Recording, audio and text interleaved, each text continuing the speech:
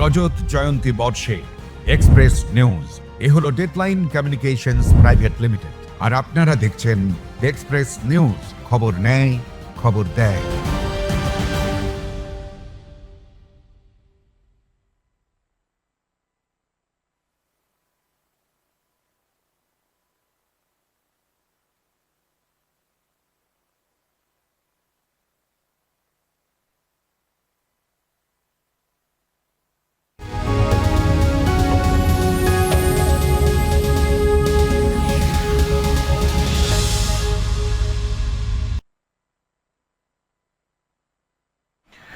নমস্কার, দেখছেন express news.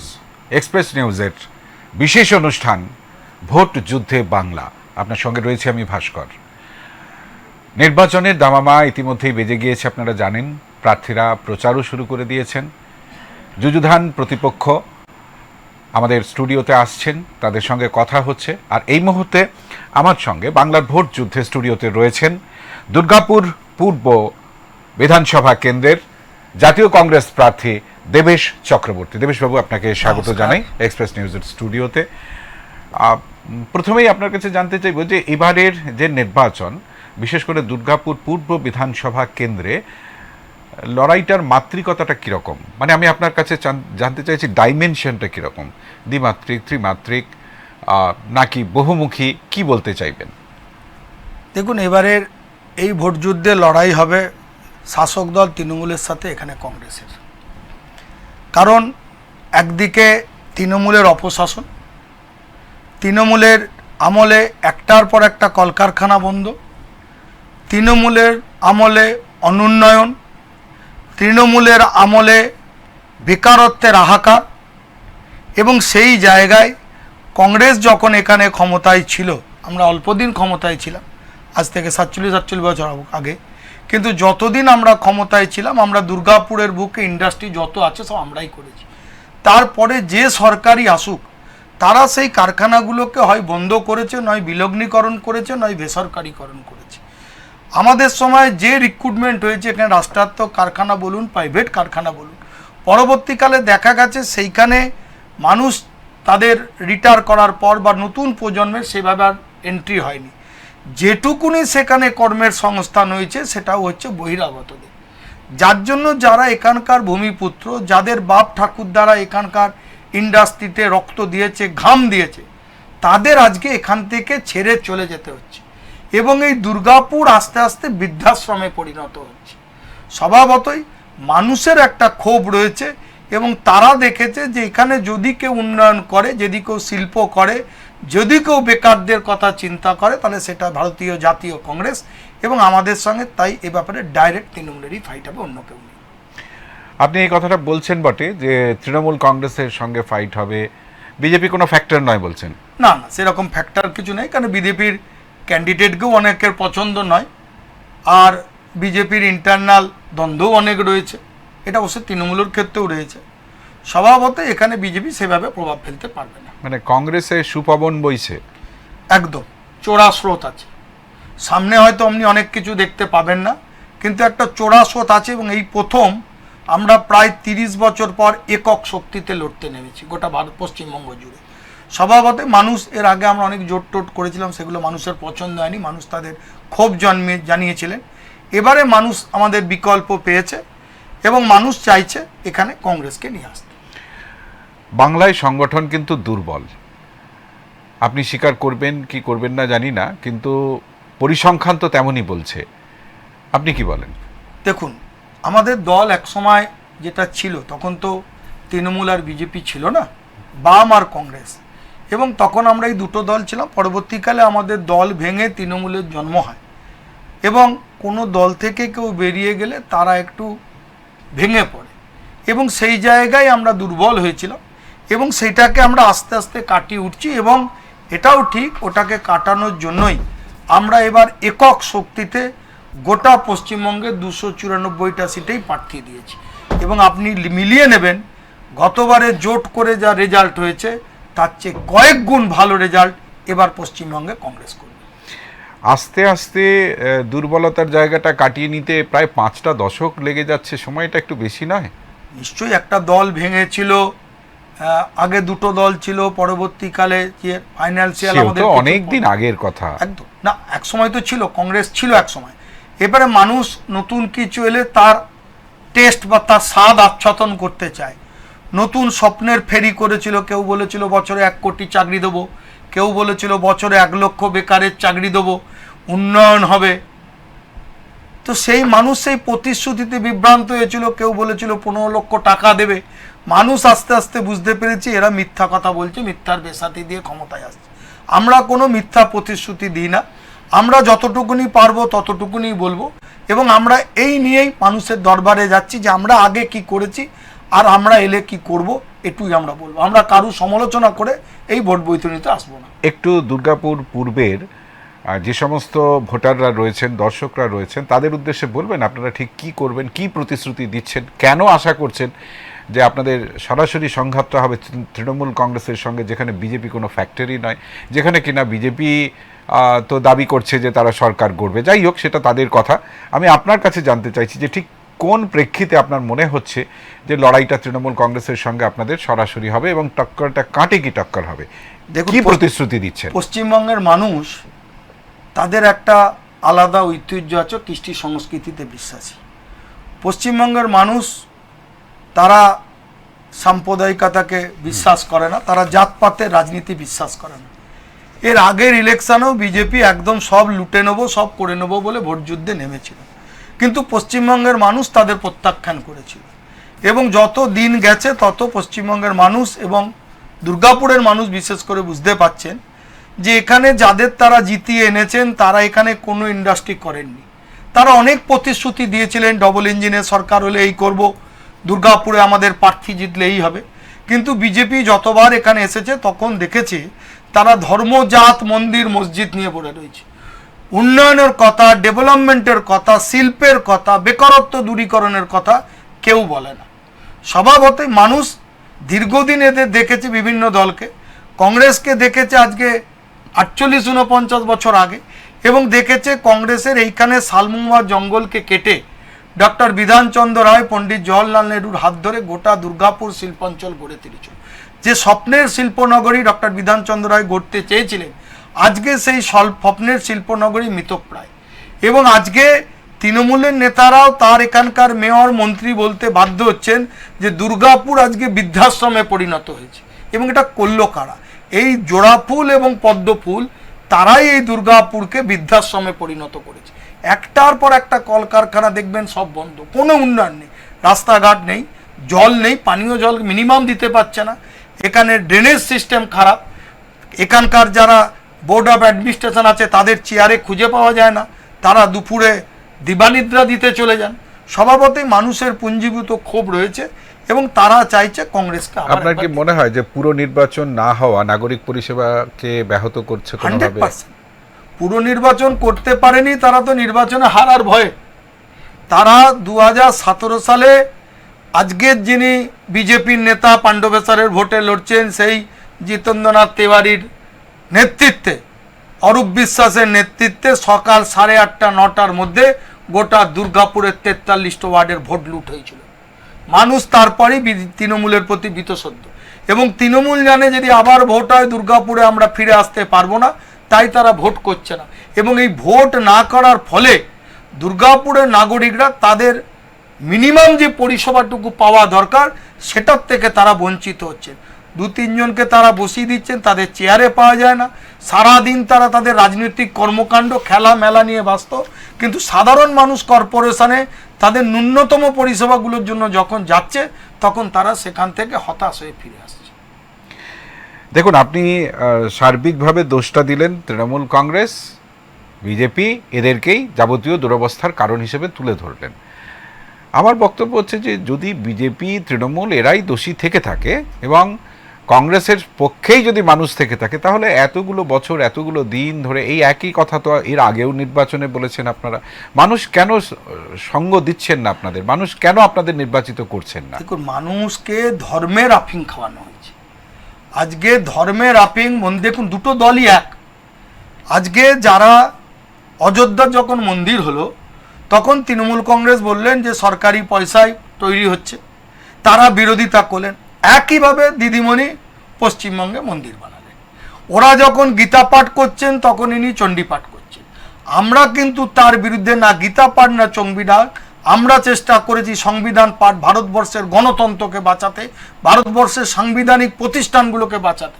ভারতবর্ষের গণতন্ত্র আজকে সংকট, তাই মানুষ দেখেছে যে ভারতবর্ষের যদি গণতন্ত্র, ভারতবর্ষের সাংগঠনিক সংবিধানকে বাঁচাতে হয় তাহলে কংগ্রেস ছাড়া বিকল্প নেই, তাই মানুষ আমাদের প্রতি আস্থা আনছে। তরুণ প্রজন্ম, যদি আমরা আমাদের পশ্চিমবঙ্গের কথা বলি, আমাদের দেশের কথা বলি, ইউথ ক্যাপিটাল বলা যেতে পারে আমাদের রাজ্যকে, আমাদের দেশকে, সেই তরুণ প্রজন্ম সেভাবে সাড়া দিচ্ছে না। আপনারা কি সাড়া পাচ্ছেন? দেখুন, আমরা সাড়া পাচ্ছি এবং আমরা এবারে অনেক তরুণ প্রার্থী করেছি। আমরা যুব নেতাদের প্রার্থী করেছি, প্রায় আমার জেলাতে 3 জন যুব নেতাকে এবার আমরা প্রার্থী করেছি। আমাদের হীরাপুরের অঞ্চলটাতে আছে, আমাদের কুলটিতে আছে, আমাদের সালানপুরে আছে, 3টে যুব প্রার্থী আছে এবং ম্যাক্সিমাম আমরা অল্প বয়সী ছেলেমেয়েদেরই এবার প্রার্থী করেছি। কারণ আমরা এখন থেকে নেতা তৈরি করছি যাতে আগামী দিন তারা আরও ব্যাপকভাবে নেতৃত্ব দিতে পারেন। নতুন প্রজন্মকে আমরা মুখে তুলে আনছি, কারণ নতুন প্রজন্ম রাজনীতির প্রতি ইন্টারেস্ট তারা হারিয়ে ফেলেছিল। এই যে করাপশান, দুর্নীতি যেগুলো হচ্ছে, মানুষ তাদের ছেলে মেয়েকে তার বাবা মারা রাজনীতি থেকে সরাচ্ছিল। আমরা তাই নতুন শিক্ষিত ছেলেদের সামনে নিয়ে এসে রাজনীতির যে কুলসিত আবহাওয়া তার পরিবর্তনের চেষ্টা করছি এবং যুব সম্প্রদায়কে আমরা প্রার্থী করে এবার ভোটে নামিয়েছি। কাজ, উন্নয়ন না দুর্নীতি, এবারের নির্বাচনে মুখ্য ইস্যু কোনটা হতে চলেছে, নাকি অন্য কিছু? দেখুন, ইস্যু হওয়া উচিত একদম উন্নয়ন, কর্মের সংস্থান, শিল্প, ডেভেলপমেন্ট, এটা ইস্যু হওয়া উচিত। সে তো উন্নয়ন রাস্তায় দাঁড়িয়ে আছে। ঘটনা, একদম ঘটনা। আশা করি কেন্দ্রীয় বাহিনীর নেতৃত্বে যদি ভোট হয় তাহলে রাস্তায় আর এবার উন্নয়ন দাঁড়াতে পারবে না। ছোলা বাতাসা, গুড় বাতাসা খেতে হবে না এবং যারা গুড় বাতাসা দিতে যাবেন তারা গুড় বাতাসা কেন, চিনি, নকুলদানা, বাতাসা সব তারা পেয়ে যাবেন, এটা আশা রাখি। মানে কংগ্রেসও কি বাতাসা, গুড় এসব খাওয়ানোর জন্য তৈরি? না না, আমরা দেখুন, আমরা গান্ধীজির দল, আমরা অহিংসায় বিশ্বাসী, আমরা হিংসার রাজনীতি করি না। কিন্তু জনগণ যখন দিনের পর দিন দেখবে তাদের ভোট দিতে বাধা দেওয়া হচ্ছে, ভোট লুট হচ্ছে, তখন এই জনগণই জুতো ঝাঁটা চটি নিয়ে রাস্তায় নামবে, মা বোনেরা নামবে। সেদিন কিন্তু কোনো নেতা যারা এই গুড় বাতাসার কথা বলছেন তারা পালিয়ে যাওয়ার আর পথ পাবেন না।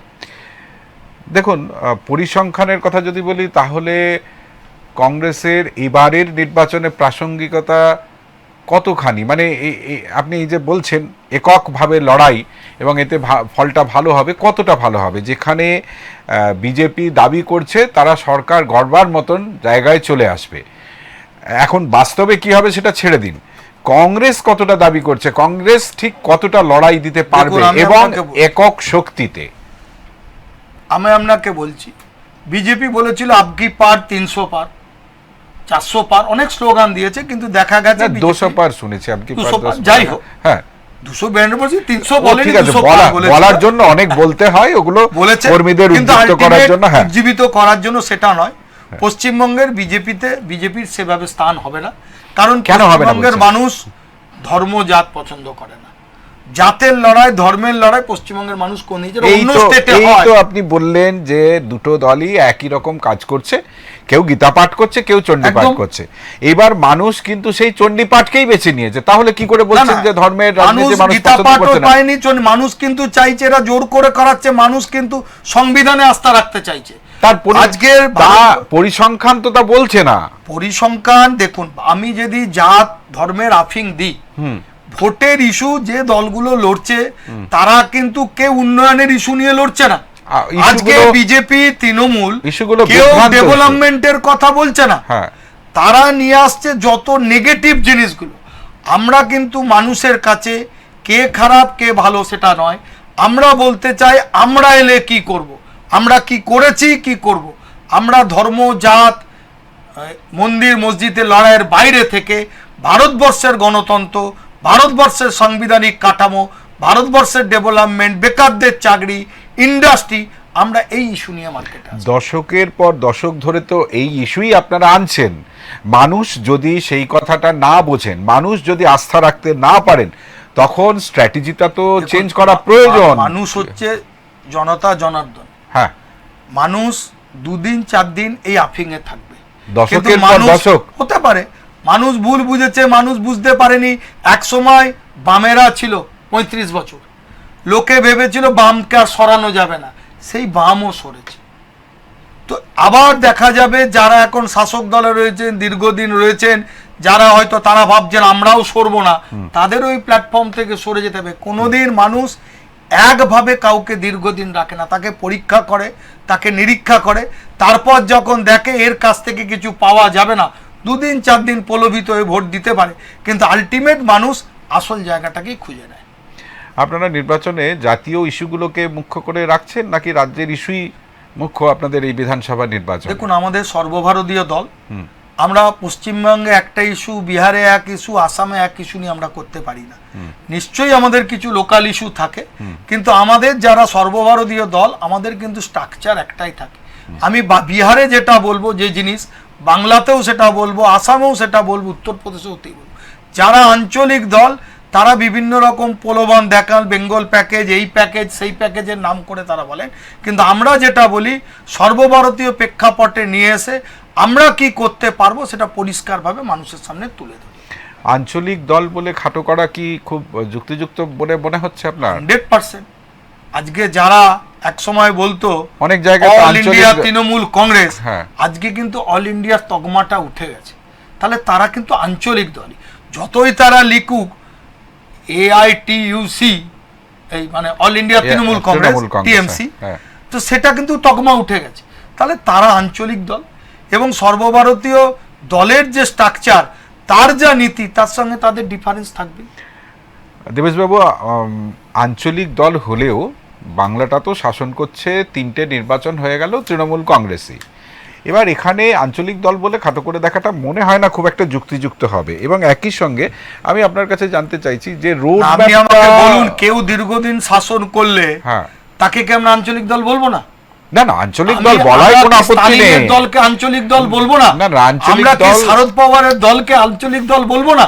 আমি যেটা বলছি, আঞ্চলিক দল বলে অন্তত পশ্চিমবঙ্গ রাজনীতিতে তৃণমূলকে কি খাটো করে দেখা যাবে? আমরা সেই জন্য বলছি না, কিন্তু আপনি বললেন স্ট্র্যাটেজি, সর্বভারতীয় প্রেক্ষাপটে আপনি সেটা বলতে পারেন। আমি তারা আঞ্চলিক দল সেটা নিয়ে খাটো করার ব্যাপার নেই, সারাও একটা রাজনৈতিক দল, তৃণমূল, CPM, BJP সব আলাদা রাজনৈতিক দল। কিন্তু আপনি যখন প্রেক্ষাপট বলছেন, আমি কিন্তু কোনো আঞ্চলিক দলের সাথে আমার ইস্যু মিলবে না, কারণ তারা পশ্চিমবঙ্গকে নিয়ে যেটা বলবে, পার্টিকুলার সুশ্রুরি দেবে কোনো জিনিসে, সেই সুশ্রুরি আমরা সেখানে দিতে পারবো না, কারণ আমাদের গোটা ভারতবর্ষ নিয়ে চিন্তা করতে হয়, আমাদের প্রেক্ষাপট একটাই তৈরি। আচ্ছা, লোকাল ইস্যু যদি সেভাবে গুরুত্ব না পায়, জাতীয় ইস্যুটাই যদি না, লোকাল ইস্যু আছে তো আমরা বললাম ইন্ডাস্ট্রি, দুর্গাপুরের স্বপ্নের শিল্পনগরী যেটা কংগ্রেস তৈরি করেছিল, এই তো শিল্পনগরী তো আর কেউ করেনি, কল্যাণী শিল্পনগরী আমরা করেছি।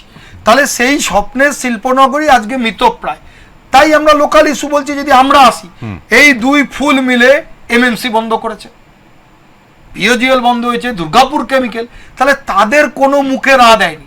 কিন্তু যখন তারা বন্ধ করেছে, আমরা কিন্তু দীর্ঘ লড়াই আন্দোলন করেছি, এবং আমরা এখনো বলছি, আমরা যদি পাওয়ারে আসি, আমরা পশ্চিমবঙ্গে শিল্প করে দেখাবো, দুর্গাপুরে শিল্প করে দেখাবো।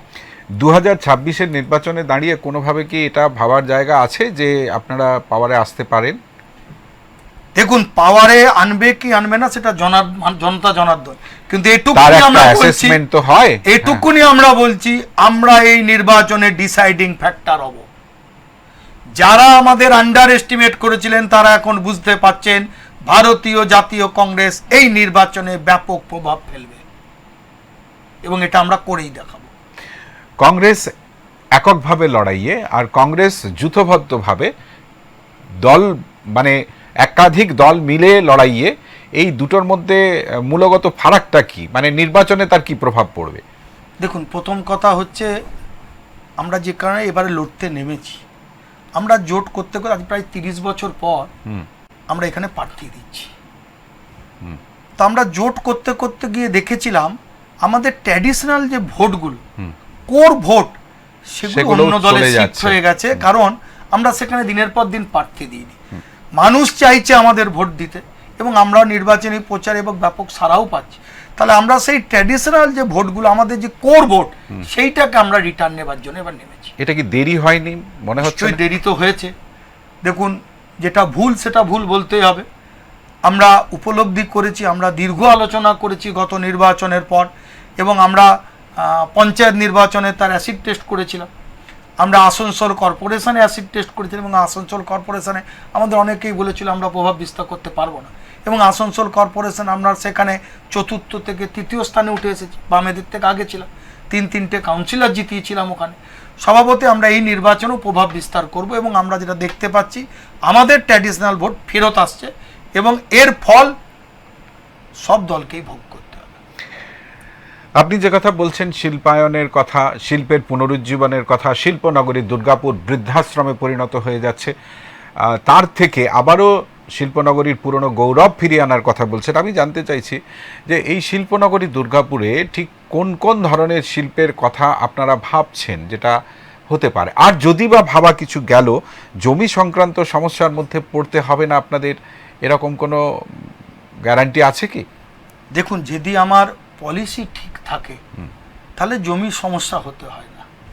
একসময় এই দুর্গাপুর শালমহুয়া জঙ্গল ছিল, এখানে প্রচুর গ্রাম ছিল। যখন ডক্টর বিধানচন্দ্র রায়, পণ্ডিত জওয়াহরলাল নেহরু এখানে ইন্ডাস্ট্রি করতে গেছেন, সেভাবে কি আন্দোলন এখানে হয়েছিল? কিন্তু আমি যদি বলপূর্বক কারুর জমি ছিনিয়ে নিতে চাই, আমি যদি বলি আমার সরকারিভাবে আমি ঢুকবো না, ব্যবসাদার তার জমি খুঁজে করে নেবে, সে লুটে নেবে, পুটে নেবে, তাহলে অটোমেটিক আসবে। আমার জমি নীতি পলিসি করতে হবে, ইন্ডাস্ট্রিয়াল পলিসি যদি ঠিকমতো না হয়, আজকে পশ্চিমবঙ্গে শিল্প আসছে না কেন? পশ্চিমবঙ্গে শিল্প না আসার মেন কারণ হচ্ছে সিঙ্গুর। তখন এক টাটার মতো কোম্পানি শিল্প করতে এলো, আমরা এখান থেকে তাকে তাড়িয়ে দিলাম। স্বভাবতই তার পাপের প্রাশ্চিত্য ভোগ করতে হচ্ছে। আজকে এখানে এসে দেখছিলাম দিদিমণি এসে পাণ্ডবেশ্বরে মিটিং করছিলেন, করে বলছেন অন্ডাল এয়ারপোর্ট তিনি বানিয়েছেন। তখন তিনি ক্ষমতাতেই নেই, তখন বাম ছিল এবং প্রফুল্ল প্যাটেল ছিলেন যিনি তখন মন্ত্রী ছিলেন, তার নেতৃত্বে দীর্ঘদিন এখানে এডিডিও বিল্ডিংয়ে মিটিং হয়েছে। তৃণমূলের টিটিউসির এক গোপাল মাঠের নেতা দীর্ঘদিন নিচে ঝুটঝামেলা করেছেন যাতে ওইখানে জমি না দেওয়া যায়। আজকে তিনি বলছেন ইন্ডাস্ট্রি, তিনি নাকি অন্ডাল এয়ারপোর্ট বানিয়েছেন। তাহলে এই মিথ্যা মানুষ তো জানে। আমরা দেখেছি এখানে বিধাননগর আপনার Vivekananda hospital, Vivekananda mission hospital আর আইকিউ সিটি হসপিটাল হয়ে যাওয়ার পর দিদিমণি মুখ্যমন্ত্রী এসে আবার সেগুলোর ফিতে কেটে চলে গেলেন। তো মানুষ তো দুর্গাপুরের মানুষ তো আমরা জানি কে করেছে কি করেছে। স্বভাবতই মানুষ তার যোগ্য জবাব এই ভোটে দিয়ে দেবে। দেখুন, যদি ভোট শতাংশের হিসেব বলি, আমি গত বিধানসভা নির্বাচনে যা চিত্রটা ছিল, তৃণমূল কংগ্রেস 48% ভোট পেয়েছিল, বিজেপি পেয়েছিল 39%, কংগ্রেস 3%, বামেরা পেয়েছিল 5%, কম্বাইন্ড এফোর্ট ছিল। এবারের নির্বাচনে কংগ্রেস এককভাবে লড়াই করে এই শতাংশের নিরিখে কতটা উন্নতি করতে পারবে বলে মনে হয়? একটা জিনিস বলছি, অনেকে জানে না শতাংশ যখন আপনারা হিসাব করেন না, হিসাবটা কিভাবে হয়। 294টা সিট আমি প্রার্থী দিয়েছি মনে করুন 50, 60, 70টা, কিন্তু আমার যখন হিসাব হবে তখন কিন্তু আমার ভোট পার্সেন্টেজটা 294টা সিটের এগেনস্টে হবে।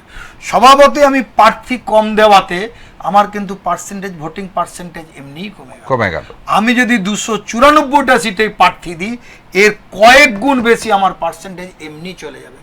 বামেরা প্রার্থী দিয়েছিল কিন্তু বামেরা সেভাবে ভোট পায়নি, বামেদের মানুষ প্রত্যাখ্যান করেছিল। আমরা সেই জায়গাটায় রিকভার করব 294টা সিটে প্রার্থী দিয়ে। আপনি দেখবেন গতবারের কয়েক গুণ বেশি ভোট ভারতীয় জাতীয় কংগ্রেসের পার্সেন্টেজে এসে ঢুকবে। অতীতের ব্যর্থতা, তার থেকে শিক্ষা নিয়ে সাফল্যের সিঁড়িতে এগিয়ে যাওয়া, এটার রোড ম্যাপটা কি কংগ্রেসের কাছে এই রাজ্য বিধানসভা নির্বাচনে 2026-এ?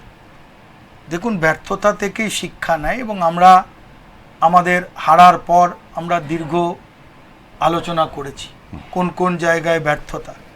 এক সময় আমরা কংগ্রেস দিল্লিতে বিজেপির কাছে হারতাম এই কারণে, বিজেপি সারা দিন ধরে তাদের আইটি সেল দিয়ে কংগ্রেসের নামে মিথ্যা প্রচার করত। আমরা দেখেছিলাম আমাদের আইটি সেল খুব উইক। এখন দেখবেন বিজেপি কোনো পোস্ট করলে, মিথ্যা পোস্ট করলে ফ্র্যাকশন সেকেন্ডের মধ্যে কংগ্রেস তার কাউন্টার দেয়। তার অরিজিনাল ছবি এবং তার ডুপ্লিকেট ছবি সামনে রেখে। তাহলে আমাদের আইটি সেক্টর উইক ছিল, আমরা সেটাকে করেছি। আমরা আগে দেখেছি আমাদের সম্বন্ধে কোনো কেউ মিথ্যা অপবাদ দিলে আমরা মিডিয়া কভারেজের কাছে গিয়ে আমরা হেরে যেতাম। আমরা সেই জায়গাটা আমাদের দলের প্রচুর মুখপাত্র তৈরি করেছি এবং তাদের দিনের পর দিন শিক্ষা দিয়ে তাদের এডুকেটেড করে তাদের পলিটিক্যালি তাদের রেডি করেছি। আমরা সাংগঠনিকভাবে মাস বেস পার্টি ছিলাম। আমরা সেইভাবে সংগঠনের বুথ লেভেল, অঞ্চল সভাপতি, ওয়ার্ড সভাপতিগুলোকে দেখতাম না। এখন সেই স্ট্রাকচারে আমরা ফিরে আসছি। আমাদের মধ্যে আমাদের নেতা রাহুল গান্ধী আরও অনেক পরিবর্তন আনতে চাইছেন এবং আগামী দিন আরও আসবে। ধীরে ধীরে আমরা সাংগঠনিক, কংগ্রেস তো একটা তৈরি হয়েছিল আবেগের বশে, সেইভাবে আমাদের সংগঠনের প্রতি নজর ছিল না। সেই জায়গাগুলোকে আমরা আইডেন্টিফাই করে কোন কোন জায়গায় আমাদের ল্যাপসেস আছে সেইগুলোকে আমরা রেকটিফাই করছি এবং আস্তে আস্তে আমরা ঘুরে দাঁড়াচ্ছি।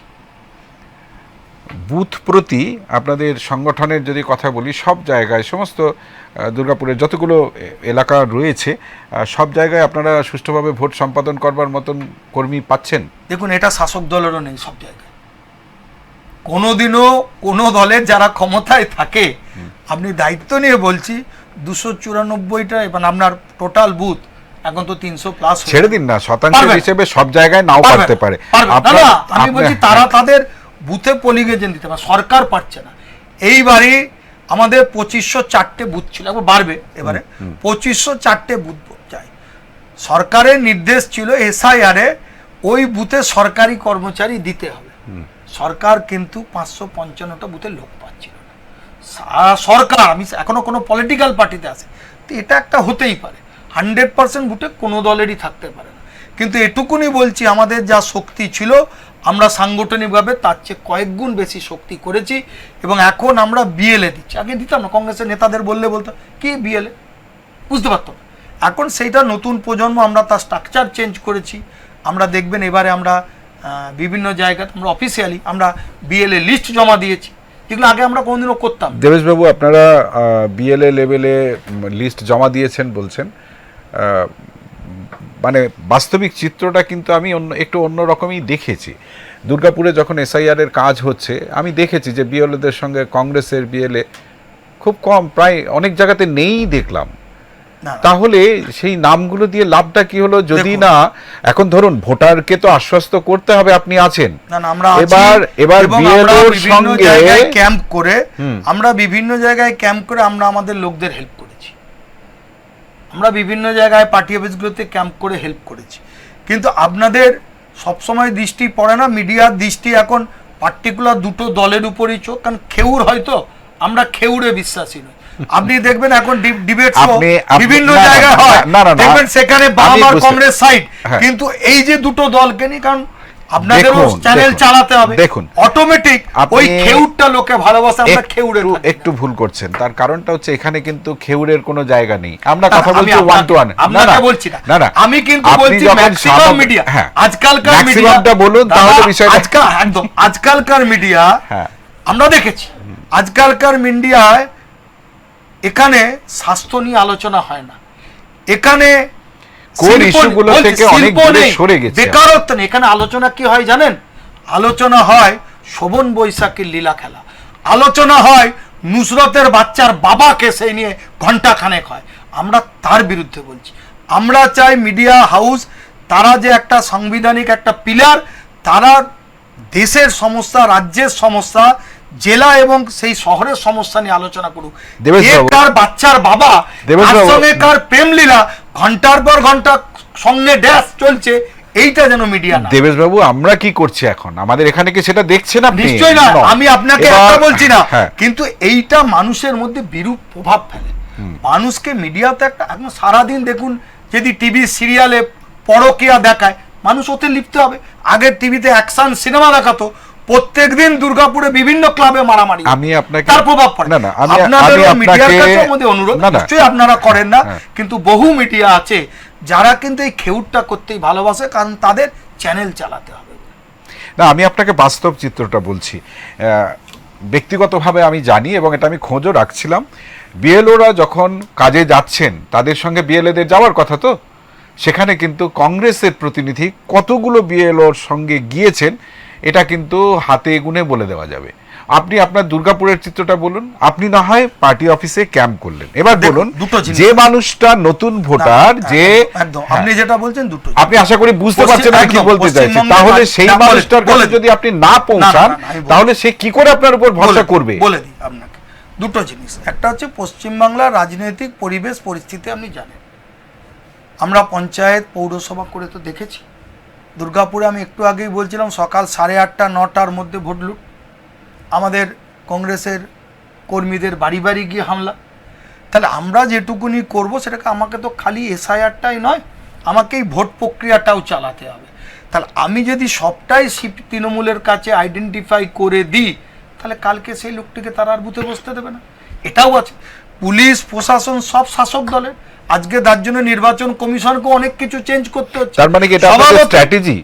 স্ট্র্যাটেজি তো নিশ্চয়ই একটা, না আমাদের নাকি দুটোই। কর্মীর অভাব? না, নো কর্মীর অভাব না, কর্মীর তো নিশ্চয়ই শাসক দলের মতো 100% হবে না, বাস্তবটা বাস্তব। না আমি কিন্তু আপনাকে দেবেশ বলছি বাবু, আমাদের দেবেশ যেমন বাবু, একটা কর্মী মিনিট, আছে আমাকে একটা ঠিক মিনিট। তেমনি আমরা কোন অঞ্চলে স্ট্র্যাটেজিও নিয়েছি। না এটা অত্যন্ত গ্রামে না এটা আমরা স্ট্র্যাটেজি, সেখানে অন্য strategy এটা করব। স্ট্র্যাটেজির কথা বলে যদি আপনি বলেন আপনি সন্তুষ্ট হন, না, ফাইন, আপনি সন্তুষ্টর হন। ব্যাপার নয়। আমি যেটা বলছি, আমি ধরুন একজন ভোটার, আমি কংগ্রেসকে ভোটটা দিতে চাই। আমি দেখছি বিএলও যখন আসছেন তার সঙ্গে বিজেপির বিএলএ রয়েছেন, তৃণমূলের বিএলএ রয়েছেন। বহু জায়গায় আমি আপনাকে না, না, বলবো, আপনি বহু জায়গায় BLO রা একা কাজ করেছে, এটাও দেখা। না, না, এটাও আর করেছে। আপনি আমার সঙ্গে চলুন, আমি বিএলওদের আপনি সাথে বলছি- কথা বলি দেবো, আমি- কংগ্রেসের বিএলএ ছিল কি ছিল না। আমি আপনার কাছে জানতে চাইছি যে বিএলএ আপনাদের ছিল কিনা দুর্গাপুরে? 100% ছিল। 100% ছিল। হ্যাঁ, সব বুথে অধিকাংশ হয়তো ছিল না, ক্ষেত্রেই কিন্তু সব রিপোর্টটা বুথে হয়তো তার ছিল নয়। না, হ্যাঁ। কিন্তু আমাদের ছিল সব বুথে না। আমি তো প্রথমেই বলেছি আপনাকে 100% নয়, কারণ শাসক দলও 100% বুথে দিতে পারে না। আমি তো প্রথমেই বললাম, দেখুন আমি না, না, মিথ্যা কথা বলে- 100% দেখুন, 100% দিতে না পারা 90% দিতে পারে, আর আমি 2% বা 3% দিতে পারলাম, দুটোর মধ্যে তো না, তফাৎ এবার আছে না। এবং আমি আমরা আমি এক এই হচ্ছে- এই ফারাকটাই এক জানতে হচ্ছে চাইছি নিশ্চয়ই আপনার কাছে। শাসক দল যে পাওয়ারে থাকবে তার সঙ্গে লোক বেশি থাকে, ক্ষমতা একদম থাকে। একদম সবসময় সেই তাই জায়গায় হয়। আমি একটু কম হব। হ্যাঁ। দুই হচ্ছে আমাদের কিছু স্ট্র্যাটেজিক্যালও ব্যাপার থাকে, কোনো প্রত্যন্ত অঞ্চলে সেখানে আমরা কাউকে অফ রাখবো, আমরা আমাদের লোকগুলোকে যাতে তাদের নাম ওঠে সেটা নিশ্চিত করেছি। আমাদের ভোটে প্রথমেই আপনাকে বলেছি আজকের আলোচনায়, আমরা আমাদের কোর ভোটটাকে ফিরিয়ে আনতে চাইছি। তাহলে আমরা সেই জায়গাতে বেশি নজর দিয়েছি যাতে আমাদের কোর ভোট কোথাও না কাটে। দেখুন, বিধানসভার যদি আসনের সংখ্যা বলি, পরিসংখ্যান খুব সুখকর নয়, সেটা আলোচনায় আনাটাও এখন খুব একটা প্রাসঙ্গিক হবে না। আপনারা যখন বলছেন এককভাবে নতুনভাবে ভোটারদের কাছে যেতে চাইছেন, প্রতিশ্রুতি দিচ্ছেন নির্বাচনে, এবং এই লড়াই নির্বাচনে করার আমরা কিন্তু আমাদের ডিসাইডিং ফ্যাক্টর হবেন topmost বলছেন। নেতাদের সব লড়াচ্ছি। এই কারণে আমরা আমাদের দেখবেন এবারে নির্বাচনে কংগ্রেস কিন্তু বিভিন্ন জায়গায় তাদের তথাকথিত দুর্গাপুর সব গোটা জেলা জুড়ে দেখুন আমরা আমাদের লিডারশিপদের ভোটে লড়াচ্ছি। পিছন দরজা দিয়ে লিডার থাকবে, সাধারণ কেউ লড়বে তা না, সমস্ত নেতাদের আমরা এই নির্বাচনে মাঠে নামিয়েছি। তৃণমূল আর বিজেপি, দেখুন অধিকাংশ জায়গাতেই এটা মিডিয়ার প্রচার বলুন বা যাই বলুন, লড়াইটা দ্বিমাত্রিক অনেক জায়গায় বলছে, কোথাও কোথাও ত্রিমাত্রিক বলছে। আমি আপনার কাছে জানতে চাইছি, এই তৃণমূল এবং বিজেপির মাঝে কংগ্রেস কি স্যান্ডউইচ হয়ে যাচ্ছে, এরকম পরিস্থিতিটা নয়? দুজনেরই টেনশন কংগ্রেসকে নিয়ে। কংগ্রেস এই ভোটে আপনাকে বলেছি আমরা এই ডিসাইডিং ফ্যাক্টর হব এবং এটা আমরা প্রমাণ করে দেখাবো। পরিস্থিতি ত্রিশঙ্কু হলে তখন কি করবেন? ডিসাইডিং ফ্যাক্টর তো বলছেন, আপনারা কিভাবে সেই ফ্যাক্টরটাকে গাটে কাঁঠাল গোপে তেল বলে তো লাভ নেই না, আলোচনা আমরা দেখুন, ধর্ম নিরপেক্ষ শক্তি রাজনীতি হচ্ছে সম্ভাবনার শিল্প, ঠিক আছে? একদম। এখানে এ বি সি অনেক রকম ইকুয়েশন আসতে পারে, সেই ইকুয়েশনে আপনার যখন সিদ্ধান্তটাকে আসবে, এটা তো আমার এখান থেকে বসে বলা, আমি সেই লেভেলের নই। তাহলে আমাদের যখন এই পরিস্থিতি আসবে আমরা দলগতভাবে সিদ্ধান্ত নেব কি করা উচিত, রাজ্য সিদ্ধান্ত নেব আমরা বসে, আমরা অল ইন্ডিয়া বেসিসে সিদ্ধান্ত নেব, তারপর আমরা করব। এবং এই নির্বাচনে আমি বারবার আপনাকে বলছি কংগ্রেস পশ্চিমবঙ্গে একটা ডিসাইডিং ফ্যাক্টর হয়ে আসবে। বেশ, আপনার কথা মেনে নিলাম যে এবারের বিধানসভা নির্বাচনে কংগ্রেস ডিসাইডিং ফ্যাক্টর হয়ে আসবে, যেটা মনে করছেন দেবেশবাবু, এবং সে কথাই বলছেন। অনেকগুলো সমস্যার কথা বলছিলেন, তার মধ্যে কর্মসংস্থান এবং হচ্ছে গিয়ে শিল্পের পুনরুজ্জীবন, এই বিষয়গুলো বলছেন। শিক্ষা এবং স্বাস্থ্য খাত, এই স্বাস্থ্যের যে পরিকাঠামো, আপনার বিধানসভা কেন্দ্রে পরিস্থিতিটা কেমন, এবং যদি এতে উন্নতির কোনো জায়গা থেকে থাকে সেটা কি ধরনের উন্নতি করা উচিত বলে মনে করেন? দেখুন, প্রথমেই হচ্ছে আমাদের সরকারি স্বাস্থ্য পরিষেবাকে আরো মজবুত করতে হবে। যেভাবে আমরা দেখছি বেসরকারি হসপিটালের দাবাদাবি, সাধারণ গরিব মানুষ তারা তাদের চিকিৎসা করতে পারছে না। আমরা স্বাস্থ্যসাথী অনেক নাম টাম বলছি, কিন্তু তারা যখন যাচ্ছেন বিভিন্ন বড় বড় হসপিটালগুলোতে, সেখানে কি বলা হচ্ছে তাদের জন্য বেড নেই। কারণ গরিব যারা প্রাইভেট হসপিটাল করছে তারা তো পয়সার জন্য করছে, এবং তারা সেখানে যখন দেখছে কোনো মালদার পার্টি আসছে, বড় লোক আসছে, তখন তার অ্যাডমিশন আগে হচ্ছে। কিন্তু যে গরিব মানুষটা, যার পয়সা নেই, যার ট্রিটমেন্ট করাবার খরচা দিতে পারছে না, সে কিন্তু সেখান থেকে প্রতারিত হচ্ছে, এবং সরকারি হসপিটালগুলোর পরিষেবা তুলে দেওয়া হয়েছে। আমরা প্রথমেই যেভাবে আমরা স্বাস্থ্য পরিষেবা সরকারিভাবে শুরু করেছিলাম, আমরা চাইব প্রতিটা ব্লকে সরকারি স্বাস্থ্য পরিষেবাকে ডাক্তার, সেখানে নার্স, সেখানে কম্পাউন্ডার, সেখানে ওষুধ, সেখানে চিকিৎসার পুরো সুবন্দোবস্ত করার, এটা আমরা 200% চেষ্টা করব। ঠিক একইভাবে সরকারি শিক্ষা ব্যবস্থাকেও ফিরিয়ে আনতে হবে। আজকে বিস্তীর্ণ অঞ্চলে দেখুন প্রাইভেট স্কুল হয়েছে, তারা মোটা টাকা ডোনেশন নিয়ে বাচ্চাদের ভর্তি করছে। বলুন তো, যে প্রান্তিক মানুষ সে কি করে স্কুলে পড়বে, যেখানে শিক্ষা মৌলিক অধিকার আমরা বলছি, কিন্তু দেখা যাচ্ছে সরকারিভাবে সমস্ত শিক্ষা তুলে দিচ্ছি। আমরা বাংলা মিডিয়াম উঠে গেছে, ইংরেজি মিডিয়ামের যুগ, এবং একটা কর্পোরেট সংস্থা তারা স্কুল করছে, এবং তারা অ্যাডমিশনের সময় 20,000, 30,000, 40,000 টাকা করে অ্যাডমিশন ফি নিচ্ছে। মানুষের নাভিশ্বাস উঠছে, যারা খেতে পাচ্ছে না তারা কি করে 20-30,000 টাকা দিয়ে তাদের ছেলেমেয়ের অ্যাডমিশন করাবে? তারপর তার মাসের ফিস, তার অন্যান্য চার্জ আলাদা পড়ে রয়েছে। আমরা তাই শিক্ষা এবং স্বাস্থ্য এই দুটোকেই সরকারি পরিষেবার মধ্যে ফিরিয়ে আনবো। দেখুন, শাসন ক্ষমতায় থাকলে শাসকের সমালোচনা হবে, এটা কোয়াইট ন্যাচারাল। তৃণমূল কংগ্রেস যতদিন ক্ষমতায় আছে এখনো পর্যন্ত কি কোনো ভালো কাজ করেনি, যার ভিত্তিতে তারা তাদের ভোট ব্যাংককে ধরে রাখবে কিংবা এগিয়ে যাবে, যেখানে আপনি বলছেন ডিসাইসিভ ফ্যাক্টর আপনারা হতে চলেছেন? কোনো মানুষ 100% খারাপ হয় না, বা কোনো মানুষ 100% ভালোও হয় না, খুদ সবার থাকে। কিন্তু সেরকম চোখে পড়ার মতো কোনো পরিষেবা তৃণমূল কংগ্রেসের আমলে আমরা দেখতে পাইনি। স্বাস্থ্য থেকে শিক্ষা, শিক্ষা থেকে উন্নয়ন থেকে ইন্ডাস্ট্রি, চাকরি বাকরি, সব দেখুন সমস্ত জায়গায় ফেলিও। আজকে পশ্চিমবাংলায় রাজনীতি যারা করতাম আমরা আগের থেকে দেখেছি, পশ্চিমবাংলার রাজনৈতিক নেতাদের কেউ কোনোদিন আঙুল তুলতে পারেনি। বাম ডান বহু নেতৃত্ব এখানে ছিলেন, দিল্লিতে ছিলেন, বিরোধিতা থাকতে পারে, কিন্তু কোনোদিন কোনো বাঙালি নেতাকে কেউ চোর বলতে পারেনি। আজকে পশ্চিমবাংলার মন্ত্রী, নেতা, আমলা সবাই গোটা ভারতবর্ষের লোক ছিছি করে আমরা যখন বাইরে যাই। পশ্চিমবাংলার নেতাদের বাড়িতে টাকা পাওয়া যাচ্ছে, তারা শিক্ষা, স্বাস্থ্য, রেশনের দুর্নীতি। আপনার কাছে তার কোনো উত্তর থাকে না, আপনাদের কাছে কোনো উত্তর থাকে না, শুধুই পশ্চিমবাংলার নেতাদের বাড়ি থেকে টাকা পাওয়া যাচ্ছে এরকমটা কিন্তু নয়। আমেরিকা দেখাবো না, আমাদের যখন রাজ্য নিয়ে কথা হবে, আজ পর্যন্ত বলুন কোন নেতার নামে কোনো বড় নেতা পার্লামেন্টে গেছে, লোকসভা, রাজ্যসভায় গেছে, পশ্চিমবঙ্গে যে দলই থাক, কোন নেতাকে আঙুল তুলে কেউ বলতে পারবে না সে চোর ছিল না। সেরকম আজকে ডেটে মন্ত্রীদের বাড়ি থেকে, তার ল্যাট্রিন থেকে, তার খাটের বিছানার নিচ থেকে কোটি কোটি টাকা পাওয়া যাচ্ছে। এই লজ্জা আমরা কোথায় রাখবো? আজকে গিয়ে এটা তো বুঝতে বাস্তব তো এটা। আর যারা চুরি করছেন তারাই পশ্চিমবঙ্গের দল পরিবর্তন করে তারা সাধু হয়ে যাচ্ছেন। তো মানুষ তো এটাও দেখছে, দল পরিবর্তন করলে সাধু, তাদের ভিতরে তদন্ত হচ্ছে না, না কেন্দ্র করছে না রাজ্য করছে। চোর চুরি করছে আর বদনামের ভাগেই পশ্চিমবাংলার প্রত্যেকটা রাজনৈতিক নেতাকে তার দায়িত্ব নিয়ে নিতে হচ্ছে। যুব সমাজ রাজনীতি থেকে এই জন্য সরিয়ে যাচ্ছে, তার বাবা মারা তাদের সরিয়ে দিচ্ছে, যেখানে যাস না করাপ্টেড জায়গা। এই গ্লানি আমরা কাদের কাছে বলবো? এটা তো আমাদের সমালোচনা। আমি আপনাকে একজন পশ্চিমবঙ্গের নাগরিক হিসেবে জানতে চাইছি, সত্যি কি শাসক সরকারের উন্নয়নমূলক কোনো কর্মসূচি আপনার নজরে পড়েননি? অনেস্টলি উত্তর দিন। না, সেরকম কিছুই পড়েনি। উন্নয়ন বলতে সেরকম এখানে সরকারি কর্মচারী যারা আছে তারা ডিএ পায় না, এখানে কর্মের সংস্থান হয় না, এখানে ইন্ডাস্ট্রি হয় না, উন্নয়ন নেই, সবটাই তো ফেলিওর। এখানে আমাদের তো আরো বেশি আমার দুর্গাপুর সম্বন্ধে লাগে, যেখানে আমরা একটা মন্ত্রী পেয়েছিলাম, আমরা ভেবেছিলাম দুর্গাপুরের কিছু উন্নতি হবে, আমরা দেখতে পাইনি। একজন মন্ত্রী পেয়ে দুর্গাপুরের মানুষ আশান্বিত হয়েছিলেন, তিনি যখন বলেছিলেন আমি জিতলে মন্ত্রী হব, কিন্তু মন্ত্রী হয়ে আমরা কি পেয়েছি বলুন তো? কোন ডেভেলপমেন্টটা দুর্গাপুরে হয়েছে? কটা শিল্প এসেছে? কটা নতুন এখানে প্রজেক্ট তৈরি হয়েছে? কিছুই নেই। আপনি যখন একথা বলছেন যে কংগ্রেস এই 2026 বিধানসভা নির্বাচনে ডিসাইসিভ ফ্যাক্টর হবে, নির্বাচনে মেয়েরাও কিন্তু একটা খুব বড় ফ্যাক্টর।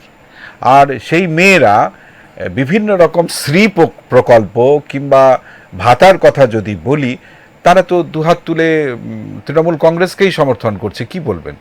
দেখুন, ভাতা কারুর বাপের ঘরের পয়সা থেকে দিচ্ছে না, সরকারি পয়সা থেকে আসছে। সাধারণ মানুষকে আমার বোঝাবেন আপনার কিভাবে? ট্যাক্সের টাকা বোঝাবেন কিভাবে? তারা নিচ্ছেন এবং তারাই দেখবেন ভোটের সময় প্রকৃত যায়। কারণ তারা বুঝছেন আমরা যত ভাতা নেব তত আমার বাবা, আমার স্বামী, আমার পুত্র কর্মের সংস্থান থেকে বঞ্চিত। তাই যদি হয় তাহলে আরো একটা দল তারা কেন বলে যে ক্ষমতায় এলে তারা আরো বেশি ভাতা দেবে?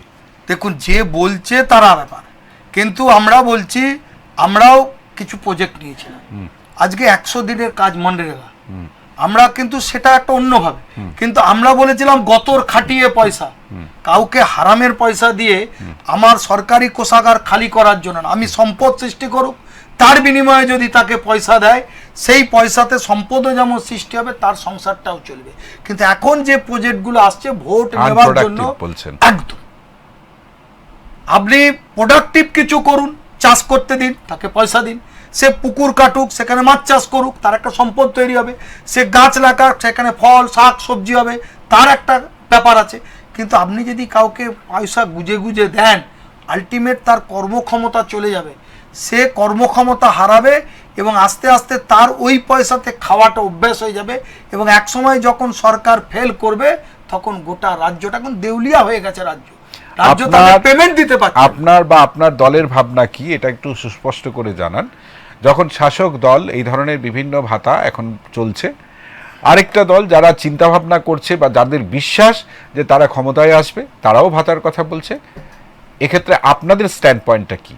দেখুন, আমরা পুরোপুরি ভাতার বিরুদ্ধে বলবো না, কিন্তু আমরা যেটা চাই, কেন বলবেন সম্পদ তৈরি হোক না, কেন বলবেন না সেটা একটু বলুন। হ্যাঁ বলুন। আমরা চাইবো যদি কাউকে কোনো পয়সা দেওয়া হয়, যেমন এই মনরেগার প্রকল্প বললাম, যদি সেরকম কিছু দিতে হয় তাহলে তার বিনিময়ে যেন কোনো সম্পদ তৈরি হয় যেটা রাষ্ট্রের কাজে লাগবে, যেটা হচ্ছে যাকে দিয়ে আমি আরো ডেভেলপমেন্ট করতে পারবো। কিন্তু কাউকে যদি দিনের পর দিনে দিতে থাকে, প্রথমেই বললাম, তাহলে তার এটা একটা অভ্যাসে পরিণত হবে এবং সে তার কর্মক্ষমতা হারাবে। আজকে ঢালাও মদের লাইসেন্স দেওয়া হচ্ছে, ঢুকঢুক পিও যুগ জিও, এবং ওই ভাতার টাকাতে অনেকে বলছে, মিডিয়ার সামনেই বলছে যে এবার আমরা ওই টাকাতে নেশা করতে পারবো। তাহলে আমি নেশাগ্রস্ত যুবক তৈরি করতে চাইছি। আমরা ইন্ডাস্ট্রি করছি না, বলছি চা বেচো, পকোড়া বেচো, মুড়ি চপ বেচো। আমরা বলছি, আমাদের মুখ্যমন্ত্রী বলছেন, আমাদের শাসক দলের নেতারা বলছেন, তারা খুশি হচ্ছেন, কিন্তু তারা বুঝতে পারছেন না তারা কিন্তু দুর্গাপুরের ইন্ডাস্ট্রি কাজ করেছেন, তার বাপ ঠাকুর দ্বারা কাজ করে। এই শিল্প যদি না হতো তাহলে আজকে চপ কেনারও লোক পাবে না, আজকে পকুড়ি কেনারও লোক পাবে না, আজকে মুড়ি চপ কেউ বেচতে পারবে না যদি সেটা কেনার লোক না থাকে। ভোটারদের আস্থা অর্জনের জন্য সব থেকে বড় প্রতিশ্রুতি যদি বলি, 3টে প্রতিশ্রুতির কথা, কোন প্রতিশ্রুতি দিলে ভোটাররা আপনাদের কাছে আসবেন, এরকম 3টে প্রতিশ্রুতি ভোটারদের উদ্দেশ্যে জানান। 1, ইন্ডাস্ট্রি, 2, স্থানীয় বেকারদের কর্মের সংস্থান, 3, ডেভেলপমেন্ট, এবং সেই ডেভেলপমেন্ট হবে পলিউশন মুক্ত, গ্রিন অ্যান্ড ক্লিন দুর্গাপুর। এটা আপনাদের প্রতিশ্রুতি। আর শেষ 1 মিনিট আমি আপনাকে দিতে চাইছি, ভোটারদের উদ্দেশ্যে কিছু বলতে চাইলে, দর্শকদের উদ্দেশ্যে কিছু বলতে চাইলে, যাতে তারা সঠিক সিদ্ধান্ত নিতে পারেন, যেখানে আপনি ভাতা সম্পূর্ণ বিরোধিতা করছেন না, কিন্তু প্রোডাক্টিভ ভাতা যেটাতে কিনা সম্পদ উৎপন্ন হবে এরকম ভাতার কথা বলছেন, এবং কেন বলছেন সেটাও একটু যুক্তি সহকারে আরেকবার বলে দিয়ে ভোটারদের যদি কিছু বলতে চান, দর্শকদের যদি কিছু বলতে চান, সেটা বলে নিন। দর্শকদের কাছে আমার আবেদন, অনেক দল দেখলেন, কংগ্রেস শাসনের পর বহু দল পশ্চিমবঙ্গে রাজত্ব করেছে, আমরা আজকে 48-39 বছর ধরে ক্ষমতায় নেই, কিন্তু এখানে যা শিল্প হয়েছে স্বাধীনতা আন্দোলনের পর থেকে ভারতীয় জাতীয় কংগ্রেস ছাড়া আর কেউ কোনো ইন্ডাস্ট্রি সেভাবে করেনি। তাই এই বাংলাকে যদি বাঁচাতে হয়, ভারতবর্ষকে যদি বাঁচাতে হয়, দুর্গাপুরকে যদি বাঁচাতে হয়, তাহলে কিন্তু ইন্ডাস্ট্রি দরকার, এবং সেখানে দুর্গাপুরের তরুণ প্রজন্ম যারা এখানকার ভূমিপুত্র, তাদের কর্মের সংস্থানের দরকার। যাদের বাপ ঠাকুর দ্বারা এখানে কাজ করেছে, এখানে মাথার ঘাম পায়ে ফেলে রক্ত দিয়ে যারা এখানে শিল্পে কাজ করেছেন, তাদের পুত্র সন্তানরা যেন কাজ পান, তাদের কাজের যেন গ্যারেন্টি থাকে, এটা আমরা চেষ্টা করব। অনেক ফুল দেখলেন, এবারে সকলের কাছে অনুরোধ, আবার কংগ্রেসকে ফিরিয়ে আনুন, যেন কংগ্রেস দুর্গাপুরকে ডক্টর বিধানচন্দ্র রায়ের স্বপ্নের যে দুর্গাপুর, সেই দুর্গাপুরকে আমরা আবার দুর্গাপুরের মানুষের কাছে তুলে ধরতে পারি। এবং দুর্গাপুরের যে বন্ধ শিল্পগুলো আছে, আমরা যদি আসি, আমরা গ্যারেন্টি দিচ্ছি, আপনাদের সামনে কথা দিচ্ছি যে আমরা চেষ্টা করব সেই কারখানাগুলোকে আবার ওপেন করে দুর্গাপুরের গৌরব, হিত গৌরব আবার ফিরি। বেশ, শেষ 1 মিনিট সময় আছে। এই 1 মিনিটের মধ্যে আমি আপনার কাছ থেকে জানতে চাইবো, দেখুন আপনি বললেন কংগ্রেস ডিসাইসিভ ফ্যাক্টর, আমি সেখানে জানতে চাইছি আপনার কাছে, মহিলারাও নিশ্চয়ই মানেন যে ভোটে একটা বড় ভূমিকা রাখে এবং এটা মহিলাদের সুরক্ষার ক্ষেত্রে, মহিলাদের ক্ষমতায়নের ক্ষেত্রে আপনাদের এই নির্বাচনী প্রতিশ্রুতি কি? খুব সংক্ষেপে 30 সেকেন্ডে প্লিজ। দেখুন, আমরা মহিলাদের ক্ষমতায়নের জন্যই আমরাই প্রথম বলেছিলাম সংসদে যে মহিলাদের 33% রিজার্ভেশন নিয়ে আসতে হবে, এবং যেটা আমরা চলে যাওয়ার পর আর সেভাবে ত্বরান্বিত হয়নি। আমরা চাই মহিলারা রাজনীতিতে আসুক, আমাদের ঘরের মা বোনেরা তারা রাজনীতিতে আসুক, এবং তারা যেভাবে দশভুজার মতো সংসার ধরে রাখেন, পুত্র সন্তান বাবা মা করে সংসার চালান, রান্না বান্না সব, সেই দশভুজা মাদের আমরা চাইছি তারা আরও সক্রিয়ভাবে সঠিক সিদ্ধান্ত নিয়ে রাজনীতিতে আসুন এবং পশ্চিমবাংলার যে কুলসিত রাজনীতি তার থেকে এই রাজ্যকে মুক্তি দিন।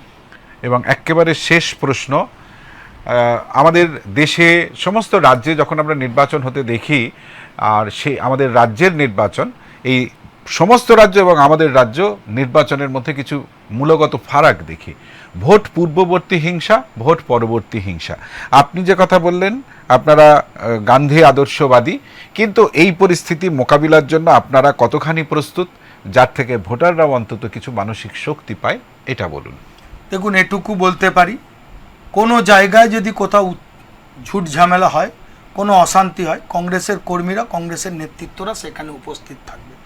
কিন্তু আমরা বরাবরই চেষ্টা করব যেন পশ্চিমবাংলায় পিসফুল নির্বাচন হয়, মানুষ তাদের সাংবিধানিক গণতান্ত্রিক অধিকারকে প্রয়োগ করতে দেয় পারে, এবং যদি কোনো জায়গায় কোনো বাধার সৃষ্টি হয়, তাহলে কংগ্রেস যেখানে অত্যাচার আমরা ক্ষমতায় থাকি বা না থাকি, যেমন মানুষের পাশে থাকি, একইভাবে প্রতিশ্রুতি দিচ্ছি কোনো জায়গায় কোনো অশান্তি হলে কংগ্রেস কর্মীরা 100% সেই এলাকায় থেকে সাধারণ মানুষের হয়ে লড়াই আন্দোলন করবে।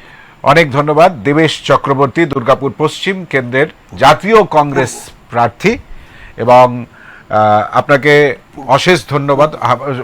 মার্জনা করবেন, দুর্গাপুর পূর্ব বিধানসভা কেন্দ্রের জাতীয় কংগ্রেস প্রার্থী দেবেশ চক্রবর্তী আমাদের সঙ্গে ছিলেন, এতক্ষণ কথা বলছিলেন এবং তিনি জানাচ্ছিলেন যতটুকু আলোচনা হলো তার মধ্যে সারসংক্ষেপেই যে এবারের এই 2026-এর নির্বাচনে এককভাবে লড়াই করেও জাতীয় কংগ্রেস কিন্তু একটা গুরুত্বপূর্ণ ভূমিকা রাখবে এই নির্বাচনে। এখন দেবেশবাবু যা বললেন সেটা হবে কি হবে না তার উত্তর তো লুকিয়ে সময়ের গর্ভে, আমরা অপেক্ষা করব সেটুকু জানার জন্য। আর জনতা জনার্দন ঠিক কী রায় দেন তার উপরই পশ্চিমবঙ্গের ভবিষ্যৎ নির্ভর করছে। এবং এরই পরিপ্রেক্ষিতে এক্সপ্রেস নিউজ পরিবারের তরফে আপনাকে ধন্যবাদ জানাবো এবং শুভেচ্ছা জানাবো যে যেভাবে আপনারা ভাবছেন যদি ভোট সেভাবে হয়, গতি প্রকৃতি যদি অন্য কিছু হয়, আবারও আপনার সাথে কথা বলার ইচ্ছে থাকবে ভোট পরবর্তী পর্যায়ে। আপাতত আপনাকে ধন্যবাদ জানাই এবং ধন্যবাদ জানাই আপনাদের যারা এতক্ষণ এক্সপ্রেস নিউজে বাংলার ভোট যুদ্ধ অনুষ্ঠান দেখছিলেন। এবং এই বলেই শেষ করব আজকের এই অনুষ্ঠান। দেখতে থাকুন এক্সপ্রেস নিউজ। সকলে ভালো থাকবেন, সুস্থ থাকবেন, খবর দেয়। নমস্কার। নমস্কার।